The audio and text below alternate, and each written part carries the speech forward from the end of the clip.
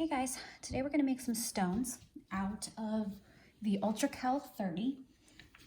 Now I got mine from Amazon and it came in a big plastic bag. So what I've done is I've put my powder in tubs just to make it easier, because scooping out of a big plastic bag is a little bit difficult. And it does come with the instructions. The instructions say that it is 100 parts gypsum, the Ultracal 30, to 38 parts water. And sometimes that can be a little bit confusing. If you have the Happy Dotting Company molds, you can go to their website and it will tell you the exact amount that you need for each type of mold that they have. For me, I am using some different types of molds. So I'm just gonna make up one big batch. So I'm going to use my scale to measure out 1,000 grams of powder to 380 grams of water. So let's go ahead and do that. Okay, so first thing we're gonna do is we're gonna turn our scale on. And we're going to make sure that it's on grams. Mine is already on grams.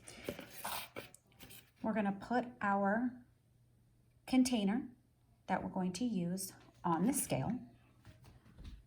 I think I'm actually going to need a bigger container than what I have, but we're going to try it and see if it works. I'm just using a plastic cottage cheese container. So we're going to put it on there, and then we're going to zero it up.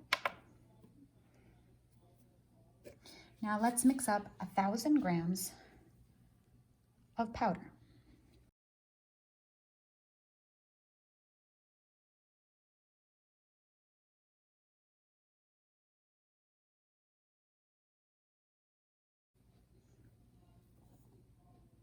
Oh, a little too much. And this is a bit of an exact science. So make sure that your measurements are as exact as you can make them. There we go. And it does look like I'm going to need a larger bowl, because this one is already almost all the way full with the Ultracal. And what's going to happen with the water is it's going to actually cause it to expand. So we want to make sure that we have enough room to be able to mix it without spilling it. Okay, now that I got a little bit of a bigger bowl, we can mix in the water. Now we're going to do 380 grams of water. So I've zeroed out my scale again. And you're just gonna pour in a little at a time.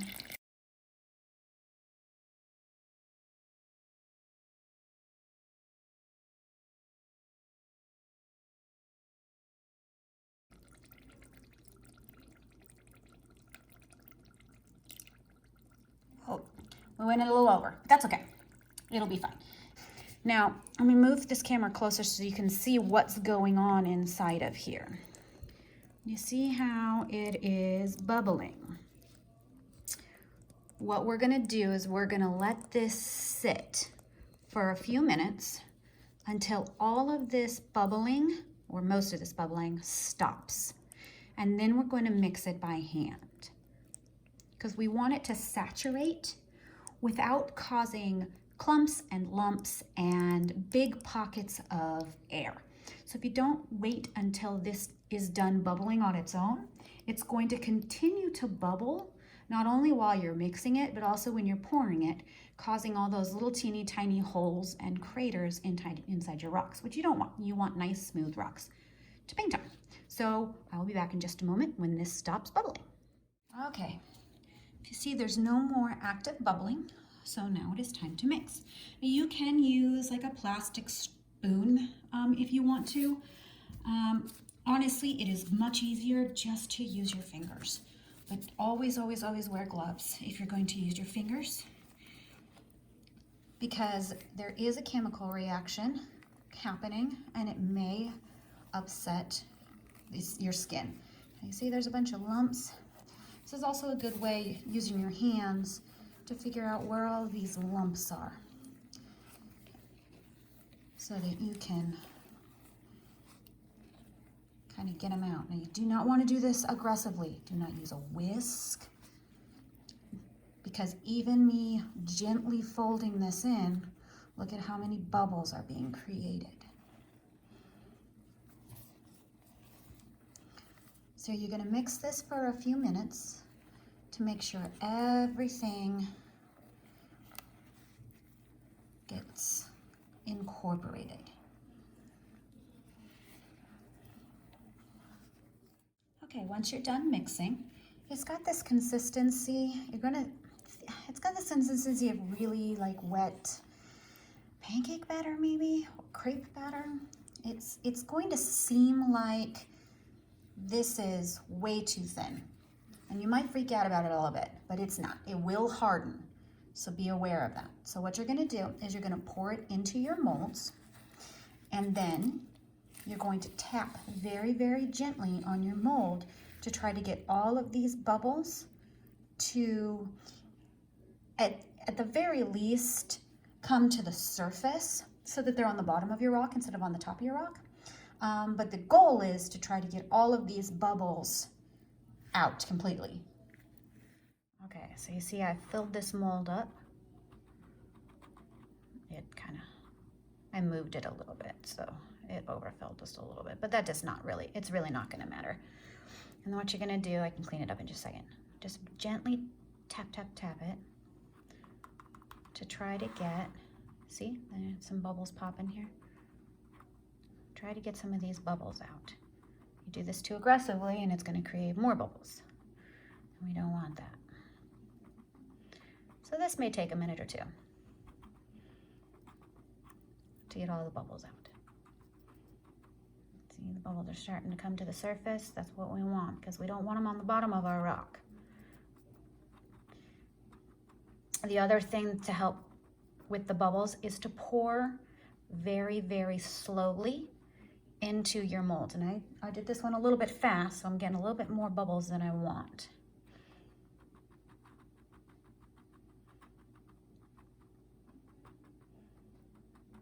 There we go. Okay, I've got my molds all filled.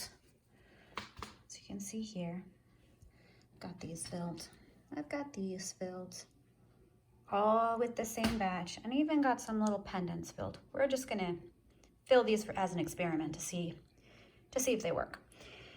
There's a tiny bit left, but not really enough to make a whole nother rock. So a couple of things to note. It will get warm, the cement itself, so don't freak out. That is the chemical reaction that's happening. So it will get quite warm. It won't get hot enough to like melt anything, but if you notice that your silicone molds are warm, that's normal. Now these will take a while to set. This is cement. So depending on the size of your mold, so these ones should be ready in a few hours to pop out. Probably, my guess is about 3 hours because they're so tiny. I can pop them out, and then I have to let them cure for probably 24 to 48 hours before I seal them to make sure that the center is completely dry. So they may be dry to the touch, but the very, very center, we want to make sure that it gets completely dry before we put any type of sealer on our rocks or try to paint them, because they could crumble. So these ones are much thicker.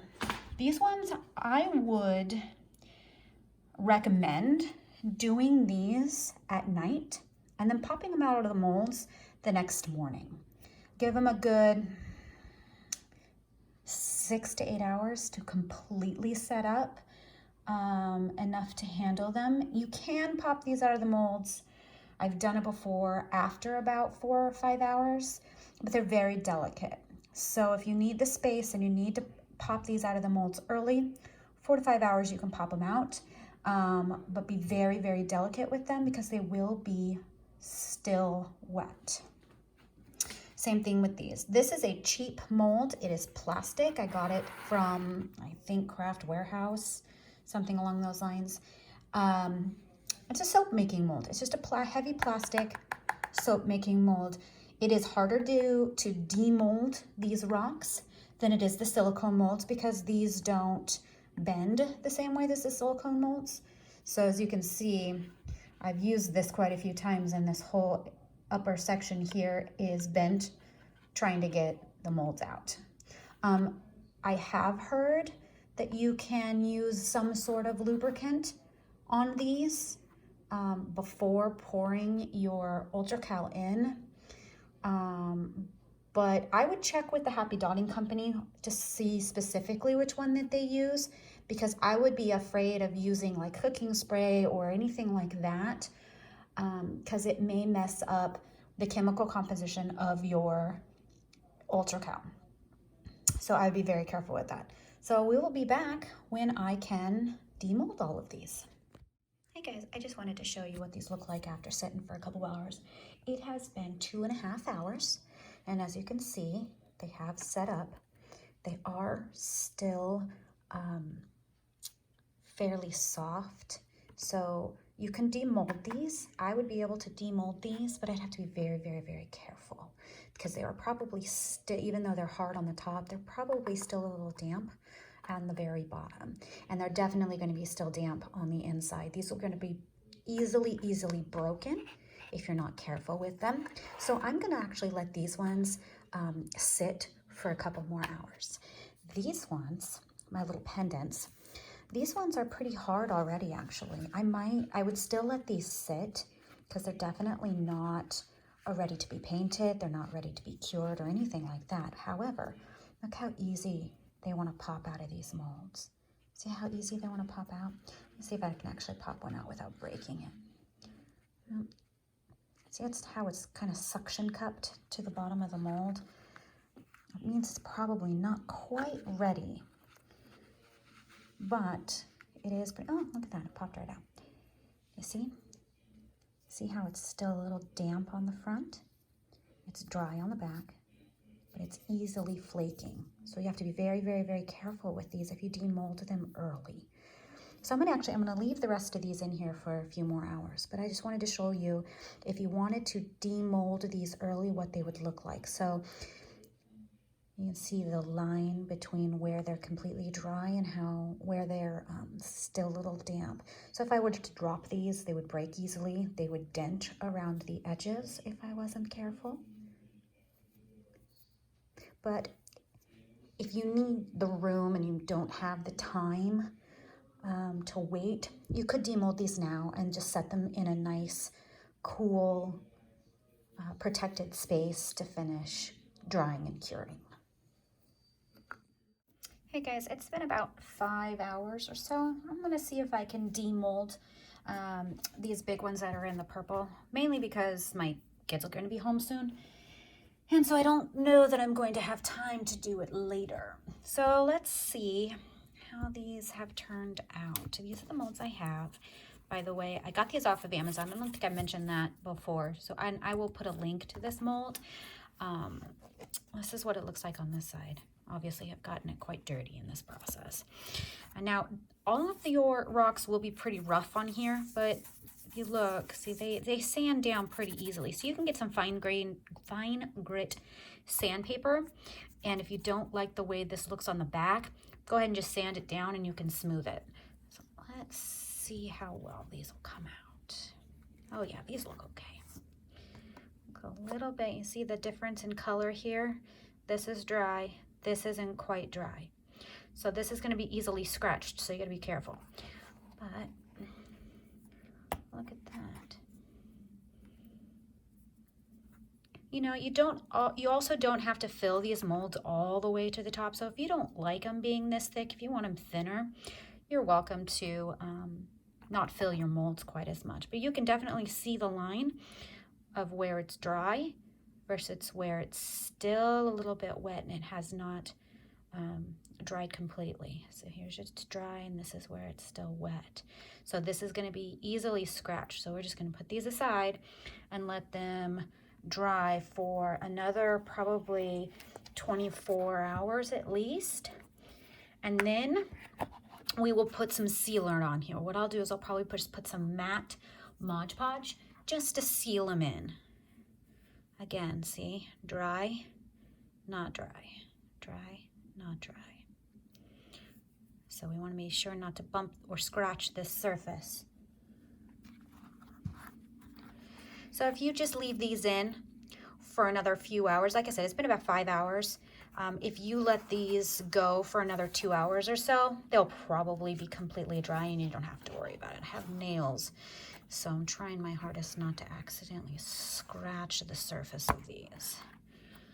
There we go, see? Dry, not dry. And again, if you don't like how rough and bumpy this is on the back, just take some sandpaper and sand it down. Last one.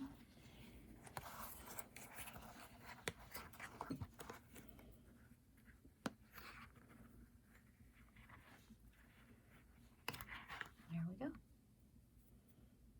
Now you see here, there's a little tiny hole right there. That was a bubble we didn't get out. So a bubble settled at the very bottom of this mold, so I'll have a little tiny hole right here, but it's no different than, you know, a regular rock that's going to be super bumpy. If you couldn't even see the difference here, this is still way smoother than a normal rock. So there you go, guys.